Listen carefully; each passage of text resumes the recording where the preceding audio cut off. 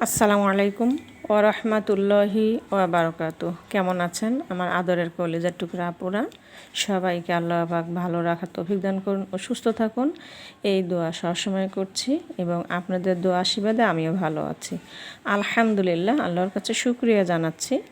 আপুরা, আজকে আমি আপনাদের সামনে হাজির হয়েছি ফুলকপি নিয়ে। ফুলকপি আলু দিয়ে আমি আজকে শুটকি দিয়ে আমি রান্না করব। তার জন্য আমি এখানে শুটকি ভালো করে ধুয়ে পরিষ্কার করে রেখেছি, আর এখানে আমি মশলা মিক্সড করে রেখেছি। তো আপুরা চলুন ফুলকপি রান্না করা যাক। তো আমি কড়াই বসাই দিলাম চুলার মধ্যে। আগে থেকে কড়াইয়ের মধ্যে একটু সরিষার তেল দেওয়া ছিল, তো এখন আমি এখানে আরেকটু সরিষার তেল দিয়ে দিব।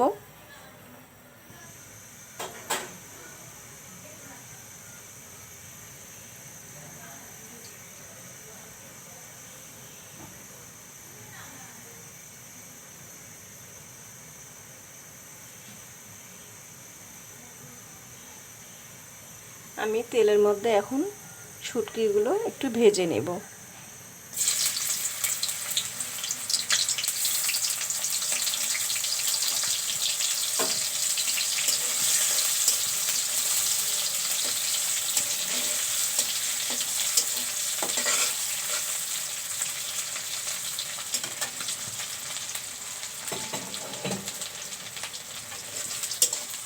শুটকি একটু তেলে ভেজে নিলে সেই তরকারিটা খেতে অনেক ভালো লাগে এবং ফ্লেভারটাও ভালো আসে।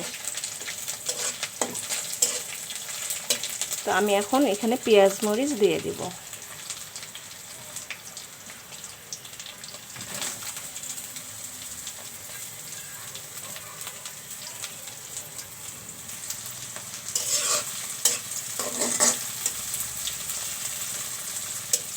এখন আমি মশলা মিক্সড করে রেখেছি সেগুলো দিয়ে দিব।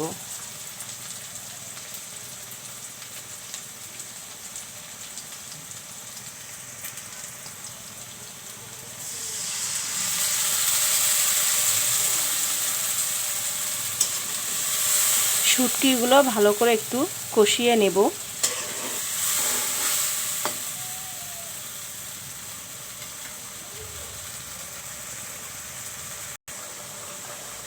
শুটকি কষানোটা ভালো হয়েছে, এখন আমি ফুলকপি তরকারিগুলো দিয়ে দেব।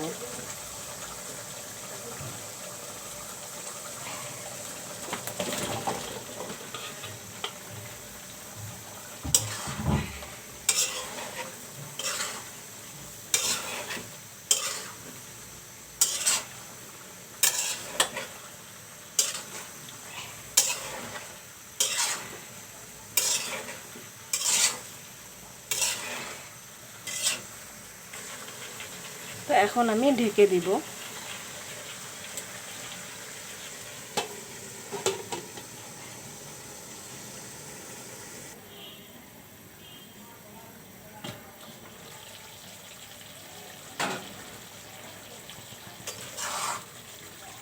ফুলকপিটা সিদ্ধ হয়ে গেছে, এখন আমি ঝোলের পানি দিয়ে দেব।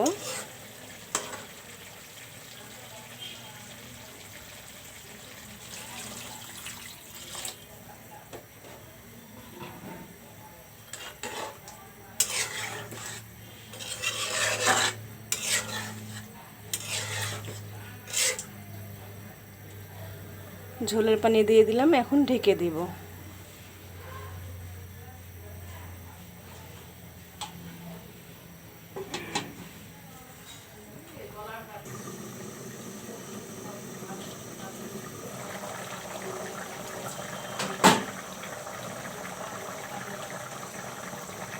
তো ফুলকপি তরকারি হয়ে গেছে।